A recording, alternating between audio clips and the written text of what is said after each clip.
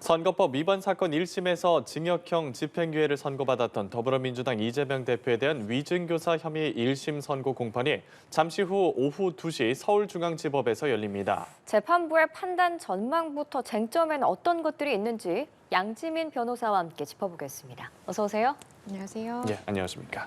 이재명 민주당 대표가 열흘 전 공직선거법 위반 혐의 1심 선고에 이어서 오늘은 위증교사 의혹 사건에 대한 1심 재판부의 판단을 받게 됐습니다. 먼저 위증교사 사건의 발단은 어떻게 됩니까? 위증교사 사건의 경우에는 2002년으로 거슬러 올라가야 합니다. 네. 2002년 당시에 이제 검사 사칭 사건이 발생하는데요. 당시에 이제 이재명 변호사였죠. KBS PD와 함께 이제 취재에 나서게 되면서 본인이 검사다라는 이야기를 이제 PD가 하고 그 옆에 이제 이재명 대표도 있었던 것으로 보여요, 현장에.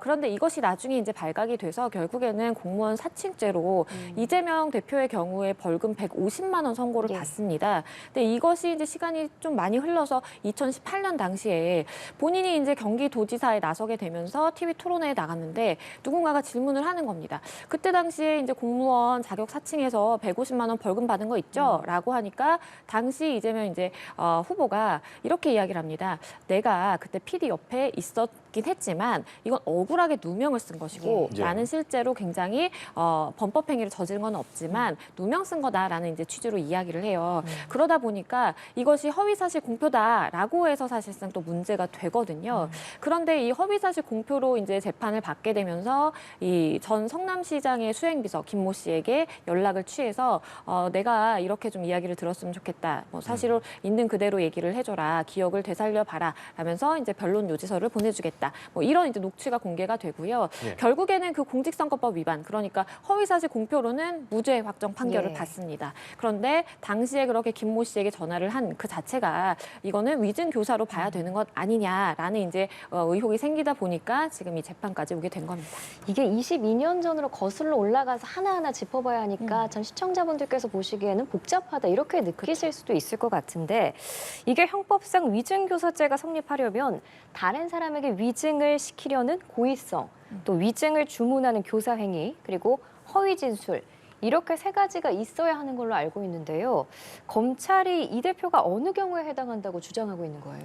일단은 지금 검찰이 이야기를 하는 것은 이 위증 교사의 요건에 딱 맞아 떨어진다라는 것입니다. 그러니까 짚어주신 것처럼 이재명 대표가 당시에 김모 씨와 통화를 하면서 내가 이제 거짓말을 시키라고 지시를 하는 것이다라는 그 거짓의 인식이 명확히 있고 예. 이것은 고의성이 있다라고 봐야 되는 것이고 그리고 실제로 그러한 지시에 따라서 이 김모 씨가 위증을 했고 그것이 재판 결과에 영향을 미쳐서 무죄 확정 판결이 나게 됐고 이러한 모든 것들이 사실은 이제 위증 교사에 해당한다라고 지금 검찰은 보고 있는 것이고요. 예. 반면에 이재명 대표의 경우에는 당시에 내가 기억을 되살려달라라는 사실 그대로 이야기를 해달라라는 취지의 이야기를 한 것이지 예. 나는 위증을 교사하진 않았다. 고의 자체가 없었다라고 지금 주장을 하고 있는 상황입니다. 예. 검찰이 결심 공판에서 대법원 양형 기준상 최고형인 징역 3년을 구형을 했습니다. 앞서서 공직선거법 위반 때는 징역 2년을 구형했거든요. 오늘 결과가 나올 위증교사 사건을 조금 더 무겁게 본다고 해석을 해도 될까요?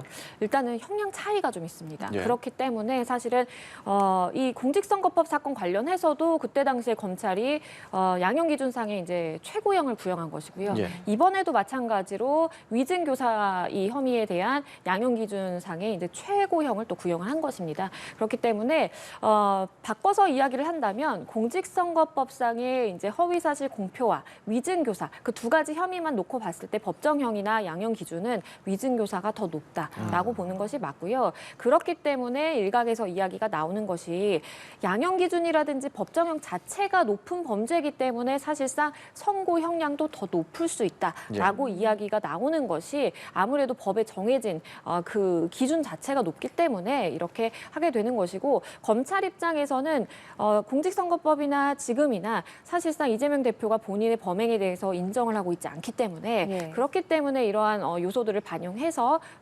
최고형을 구형한 것으로 보입니다. 그 검찰이 최고형인 징역 3년을 구형한 게 재판부에 이 사건을 좀 중하게 봐달라라는 제스처로 봐도 될까요? 그렇죠. 아무래도 그런 의미가 담겨 있는 것이죠. 왜냐하면 검찰에서도 사실상 구형을 할 때 만약에 피고인이 뭐 수사에 협조를 하고 반성을 하고 있고 이러한 유리한 요소가 있다라고 있다라고 한다면 이런 것들을 고려를 해서 이렇게 선고를 내려주십시오라고 해서 이제 구형을 하는 것입니다. 예. 그런데 검찰 입장에서는 말씀드린 것처럼 이재명 대표가 지금 자백을 하고 있지도 않고 일단 검찰은 뭐 유죄라고 판단을 예. 해서 기소를 하는 그러한 기관이니까요. 그래서 본인들은 이제 유죄로 보는데 이재명 대표가 인정하고 있지도 않고 그리고 일반적으로 위증 교사에 있어서는 그러니까 위증죄와 동일한 수준으로 이제 교사범을 처벌하는 것은 맞는데 그걸 시킨 그러니까 그러한 범죄의 고의를 일으킨 그러한 사람이 교사범이기 때문에 일반적으로 교사범에게 그러한 가중 요소가 더 덧붙여지는 것이 맞습니다. 그렇기 때문에 이재명 대표에게는 이런 이제 가중 요소들이 있고 이걸 고려했을 때 징역 3년이 적당하다라고 검찰은 보는 것입니다. 그 핵심 증인이었던 고 김병량 전 성남시장의 수행비서 김진성 씨 사건 초반부터 위증 혐의를 자백했거든요. 이게 유무죄와 형량을 정하는 데 있어서 결정적인 변수가 될 수 있는 건가요? 일단 중요한 요소 중에 하나입니다. 왜냐하면 지금 이재명 대표는 위증 교사잖아요. 그렇기 예. 때문에 그 전제 조건이 위증이라는 것이 일단은 있어야 하는 예. 것입니다. 그리고 위증의 경우에는 위증한 행위를 한 사람, 김진성 씨가 되겠죠. 그 사람이 있는데 그 사람이 만약에 나는 위증하지 않았다. 그런 전화를 받긴 했지만 난 시키는 대로 이야기하지 않았다. 라고 한다면 이거는 위증이 있었다부터 검찰이 입증에 들어가야 되는 거예요. 그런데 지금 본인은 자백을 하고 나는 압박감을 느꼈고 나는 그렇게 거짓으로 위증하는 것을 시켰다라고 느꼈고 실제 행위에 내가 이르러서 그렇게 했다라고까지 지금 이야기를 하고 있는 상황이기 때문에 수사기관 입장에서는 위증은 있었다. 이거 봐라. 김진성 씨가 자백을 하고 있다라고 해서 사실 그 단계를 뛰어넘고 이제 입증을 시작할 수가 있기 때문에 수사기관에게는 유리한 요소이고 이재명 대표에게는 굉장히 불리한 요소다라고 보입니다. 예. 지난해 9월에 법원이 이재명 대표의 구속영장을 기각을 하면서 위증교사 혐의에 대해서는 소명되는 것으로 보인다고 밝히기도 했거든요. 이런 부분이 이번 재판에 참고가 된다면 어느 정도로 될 수 있을까요? 일단은 수사기관이라든지 이제 이쪽에서 보는 것은 입증과 소명은 차이가 있는데 예. 소명은 사실상 이제 입증은 완벽하게 이제 그것이 입증이 된다라는 취지인 것이고 소명의 경우에는 개연성상 그럴 가능성이 굉장히 높겠다 이런 정도의 수준이면 되거든요. 납득이 된다. 그렇습니다. 예. 그러니까 입증보다는 훨씬 아래 단계의 수준의 이제 입증이라고 좀 볼 수가 있겠습니다. 근데 이제 당시에 언급해주신 것처럼 구속영장을 기각하면서 유창호 부장판사가 이재명 교사에 대해서는 어느 정도 소명이 된 것으로 보인다. 하지만 영장 발부하지는 않겠다라고 한 것이거든요. 그렇기 때문에 수사기관 입장에서는 아니 이것 봐라. 일부의 증거만 가지고 봤는데도 영장 전담 판사가 봤는데도 이거는 소명이 된다라고 했다면 사실상 우리가 입증하고자 하는 이러한 여러 제출들을 다 이제 가지고 봤을 때는 당연히 입증이 되는 것이다라고 이제 주장을 하는 것이고요. 예. 그리고 반대로 이제 이재명 대표 측에서는 영장 전담 판사의 경우에는 일부의 증거만 가지고 판단을 하는 것이기 때문에 지금 이 위증 교사에 대해서 판단하는 재판부가 가지고 있는 모든 증거를 본 건 아니다. 그렇기 때문에 증거에는 뭐 이재명 대표에게 유리한 게 있을 수도 있고 아니면 불리한 게 있을 수도 있겠지만 일부 불리한 증거만 보고 소명됐다라고 판단될 수 있기 때문에 예. 사실상 실제로 위증 교사 판단에 대해서는 그 결과가 달라질 수 있다라고 지금 이재명 대표 측은 보는 것이고요. 하나의 증거라든지 어떠한 뭐 하나의 사실관계라든지 이런 걸 두고 사실상 양측에서 해석하는 것이 정반대로 다른 그런 상황이기 때문에 일단 재판부에서도 재판부에 현출된 증거를 토대로 해서 좀 고심을 하고 있었겠다라는 생각도 듭니다. 네. 이 대표의 위증교사 사건 1심 선고는 이제 약 2시간 뒤인 2시부터, 오후 2시부터 진행될 예정인데 앞서 선거법 위반 사건의 경우에는 재판 시작 20분 만에 결론이 나왔거든요. 오늘 같은 경우는 결론이 나오기까지 시간 어느 정도 걸릴 거라고 예상하세요? 오늘도 그렇게 이제 긴 시간이 소요되지는 않을 것으로 보입니다. 네. 당시에 이제 언급을 해주신 것처럼 과거의 선거법 위반 사건의 경우에도 2시 반에 선고가 시작이 돼서 3시에서 3시 반 사이에는 완전히 주문 낭독까지 끝나는 상황이 있었거든요. 왜냐하면 사실관계가 그렇게 이제 복잡한 것은 아니었고 그리고 증거관계도 비교적 이제 간단한 그런 사건이었기 때문에 빨리 끝날 수 있었던 것으로 보입니다. 그와 마찬가지로 오늘 있을 위증교사의 경우에도요. 결국에는 모두에게 공개가 되어 있는 그 녹취록을 어떻게 재판부가 해석을 할 것인지 그리고 사실은 이제 공개가 된 녹취록이 있지만 공개가 되지 않은 증거들도 다수 있거든요. 두 사람이 주고받은 메시지라든지 아니면 전화도 한 번 한 게 아니라 수차례 한 것이기 때문에 다른 녹취록도 아마 있을 것입니다. 그래서 그러한 증거들에 대해서 재판부가 어떻게 판단하는지만 사실상 이제 유무죄를 가르는 그러한 증거라고 볼 수 있어서 일단은 이번 재판의 경우에도 2시에 시작이 돼서 뭐 늦어도 1시간 안에 3시 안에는 주문 낭독까지 끝날 수 있지 않을까라는 예. 생각을 해봅니다. 예.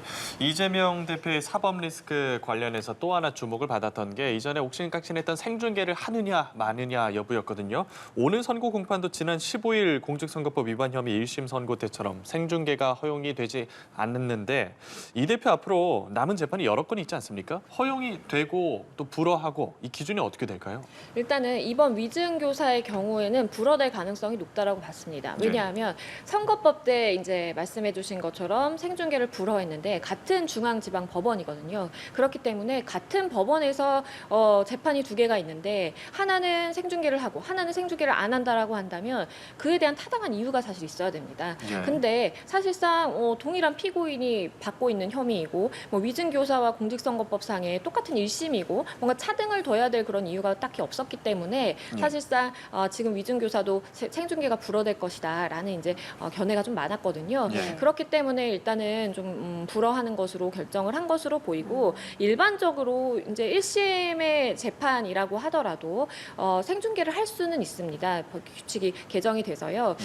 이 판단을 할 때에는 법익과 관련해서 그리고 사건의 진행 경과 등을 고려해서 판단을 하게 되는 것인데요. 결국에는 이러한 재판을 공개하는 것이 피고인이 받을 수 있는 어떠한 사생활 침해적인 면이라든지 뭐 본인의 이제 개인의 이익을 고려를 해볼 수 있을 것이고 다른 한편으로는 국민의 알 권리라든지 공공의 이익 이런 걸 생각을 해볼 수가 있는데 2개를 결국에는 비교 형량을 해서 어떠한 가치를 우선해 둘 것인가라는 문제입니다. 그래서 만약에 이것이 대중의 관심사이고 공공의 이익을 위해서 공개하는 것이 낫다라고 한다면 생중계를 할 수도 있는 것인데요. 워낙 이제 1심이기도 하고 또 개인의 이제 사생활적인 측면도 사실 고려를 해야 되는 부분이 있기 때문에 그래서 이제 불허를 한 것으로 보입니다. 예. 앞서 말씀해 주신 게 지난 15일 공직선거법 위반 혐의 때 생중계가 불허가 됐으니까 같은 기관에서 진행되는 오늘 선고 역시 불허될 가능성이 높다고 사전에 예상이 됐다고 말씀을 하셨잖아요. 그러면 이후에 남은 재판 중에 또 수원지방법원에서 진행되는 경우에는 그러면 다른 기관에서 진행이 되니까 생중계 여부가 좀 달라질 수도 있겠네요. 달라질 가능성도 있긴 한데요. 이게 봐야 될 것이 수원지방법원에서 있는 그 사건의 경우에는 지금 공직선거법이라든지 아니면 위증교사 사건에 비해서 관련 당사자가 굉장히 많습니다. 네. 그러면 사실 재판 선고를 할 때 이름 실명으로 다 언급을 하게 되고 그 사람들이 어떤 행위를 했고 뭐 범죄 행위에 있어서 어떤 도움을 줬고 어떤 가담을 했고 이런 걸 다 이제 사실 낭독을 하게 되는데 이게 그만큼 고려해야 되는 개인들의 법익들이 더 중요하다라고 볼 가능성이 있어요. 그렇기 때문에 아직 1심이고 물론 뭐 대법원 선고라든지 더 이제 심급이 올라가서 확정 단계라고 한다면 조금 달라질 수도 있겠지만 아직은 그래도 사실관계에 대해서 다퉈볼 가능성이 조금 있다라고 볼 수 있는 1심의 판단인 것이고 그리고 관련된 당사자들이 굉장히 좀 많은 상황이기 때문에 수원지방법원에서도 좀 보수적인 시각을 가지고 이러한 생중계를 결정하게 될 가능성이 좀 있다고 봅니다. 네, 검찰은 지금 3년을 구형한 상태고 만약에 이 대표가 최종적으로 금고형 이상을 받게 되면 의원직도 상실하고 피선거권도 잃게 되는 거죠. 그렇습니다. 그렇기 때문에 오늘의 선고 결과도 이재명 대표에게 굉장히 중요하다라고 보입니다.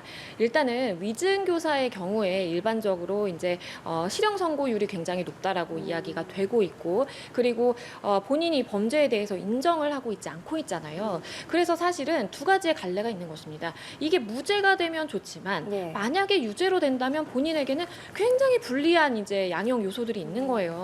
그렇기 때문에 만약에 유죄로 된다면 금고형 이상이 선고가 이제 높다라는 이야기가 많고 만약에 정말 금고형 이상이 선고가 된다라고 한다면 말씀해주신 것처럼 의원직을 상실을 하게 되는 것이고 그리고 3년 이상의 유기징역이면 10년 동안 피선거권 박탈이지만 3년이 나오지 않는다라고 하면 5년 동안 피선거권 박탈이 됩니다. 그렇다라고 한다면 이제 차기 대선에도 당연히 나설 수가 없게 되는 것인데 그런데 이러한 말씀 말씀드리는 모든 가능성들은 이제 이 사건이 확정이 된 때로부터 이제 진행이 되는 것이기 때문에 아직 1심이어서 예. 그리고 당연히 이제 항소를 하게 될 것이고요. 그렇다라고 하면 이제 이번 선고가 나서 뭐 바로 이제 의원직을 상실한다라든지 아니면 어떠한 뭐 결과가 나온다라든지 그건 아니지만 만약에 금고 이상형이 선고가 되면 그러면 의원직을 상실할 가능성이 조금 더 높아질 수 있겠구나라는 생각을 해보게 됩니다. 네. 만약에 법원이 위증교사 혐의를 유죄로 인정하면 그 김진성 씨의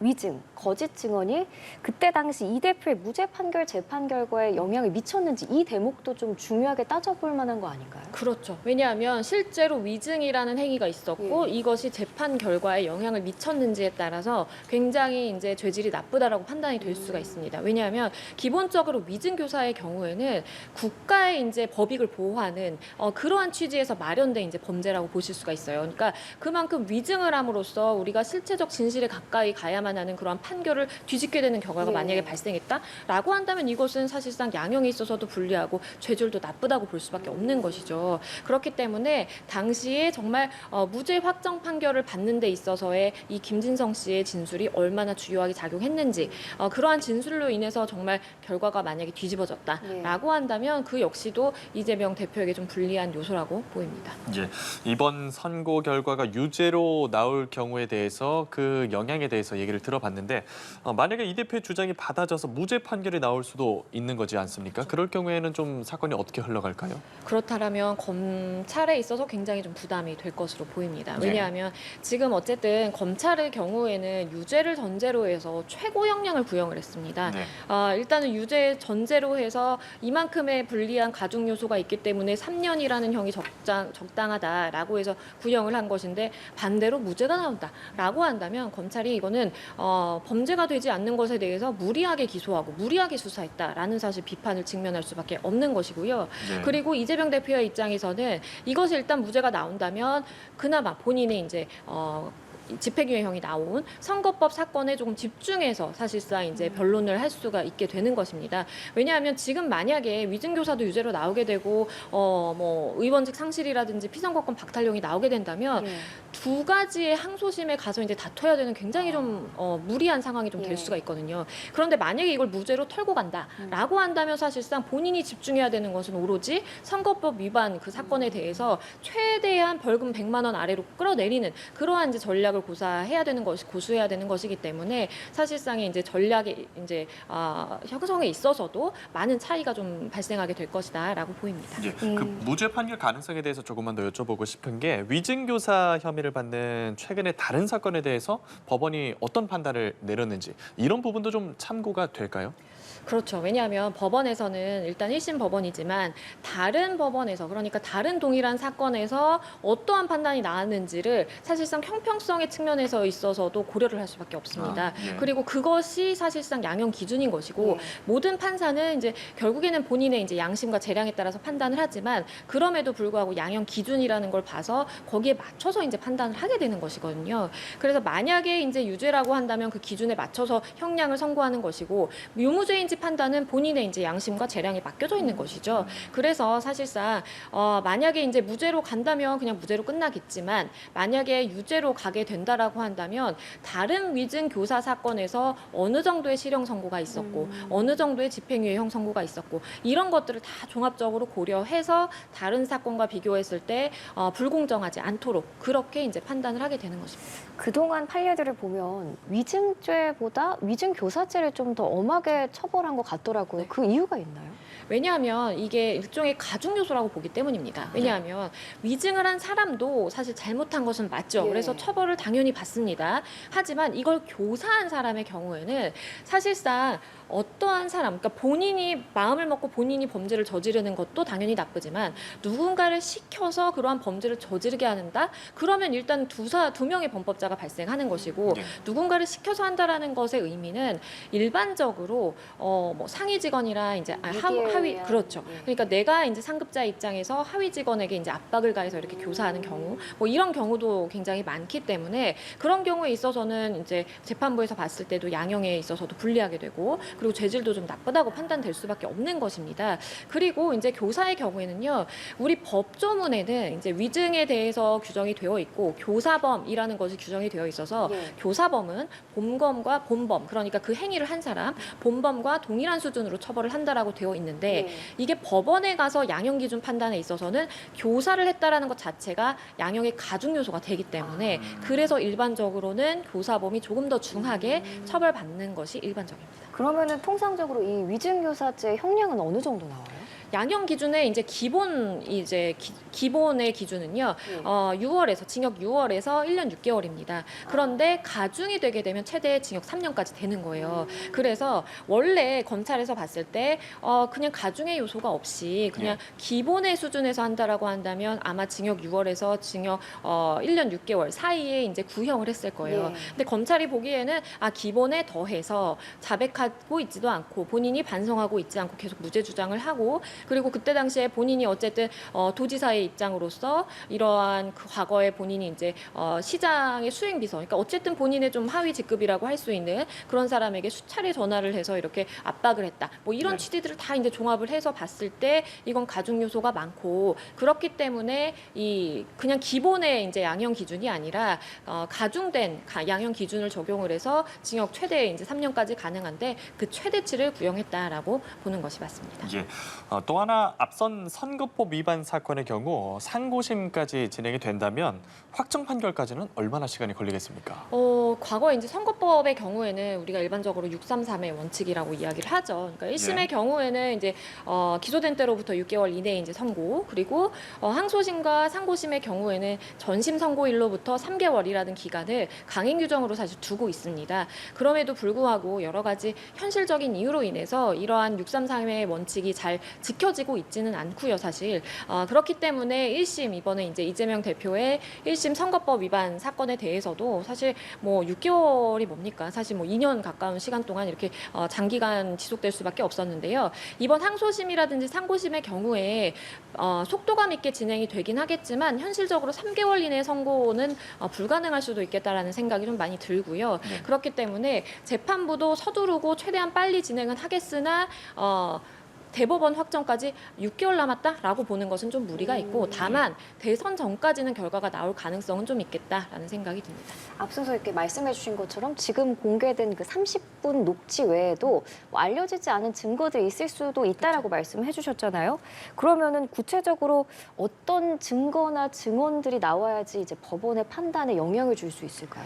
일단 말씀드렸던 것처럼 그 위증을 한 사람, 그러니까 김진성 씨가 내가 위증을 했고 나는 이 혐의에 대해서 자백을 한다라는 것은 이제 이재명 대표에게 굉장히 불리한 요소이자 검찰 입장에서는 어쨌든 이재명 대표의 유죄를 주장할 수 있는 근거 중에 이제 하나가 되는 것이고요. 더불어서 지금 아마도 두 사람이 이제 텔레그램을 통해서 메시지를 주고받은 그러한 기록 그리고 통화도 이제 한 번 걸쳐서 일어난 것이 아니라 수차례라고 하다 보니까 아마 녹취가 더 있을 가능성도 사실 있습니다. 그렇다라고 한다면 이것이 모두 증거로 현출이 됐다면 재판부 입장에서는 그러한 메시지를 주고받음에 있어서 내가 변론 요지서를 보내주고 이 부분에서 이렇게 이야기를 해줬으면 좋겠다라는 것이 구체적으로 들어가 있으면 사실상 입증을 하는 데 있어서 가장 좋겠지만 일반적으로 사실은 굉장히 좀 이재명 대표도 조심을 했을 것이기 때문에 그렇게 명시적으로 이거 이대로 이렇게 말해줘 뭐 이렇게는 얘기를 안 했을 것 같아요. 그렇기 때문에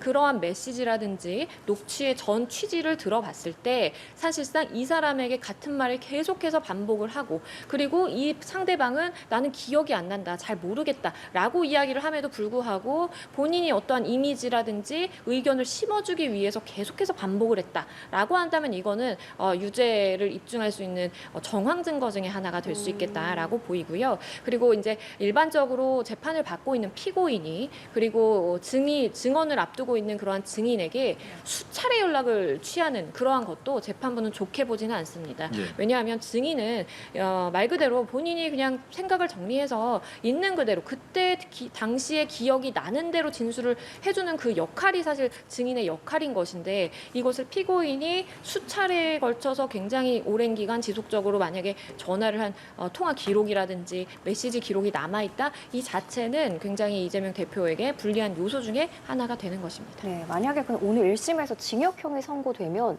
이게 법정 구속을 할 수 있느냐 이것도 논란인 것 같은데 가능성이 있다고 보세요? 일단 재판부 입장에서는 현직 국회의원이기 때문에 불체포 특권이 있다라고 봐서 법정 구속을 하는 것은 조금 무리가 있다라고 보입니다. 그래서 물론 재판부의 판단이기는 하지만 재판부가 법정 구속을 그러니까 집행유예형을 선고하지 않고 그냥 법정 구속을 한다라든지 아니면 사실은 뭐 그냥 집행유예형을 선고 안 하더라도 법정 구속을 안 할 수가 있거든요. 그렇기 때문에 어떤 이제 선택을 할지는 모르겠으나 일단 재판부의 입장에서도 그렇게 현직 국회의원에 대한 불체포 특권이 있고 그리고 이것에 대해서 국회 동의를 받아야 되는지 여부가 지금 의견이 이제 엇갈리고 있는 상황에서 본인이 법정 구속을 막바로 해버렸다가 만약에 이거 국회 동의를 받아야 된다라고 한다면 그렇게 불법적으로 구금된 그러한 기간 동안은 또 나라에서 이것을 배상해줘야 되는 배상 책임이 발생하거든요. 그렇기 때문에 개인 판사 입장에서는 이것이 조금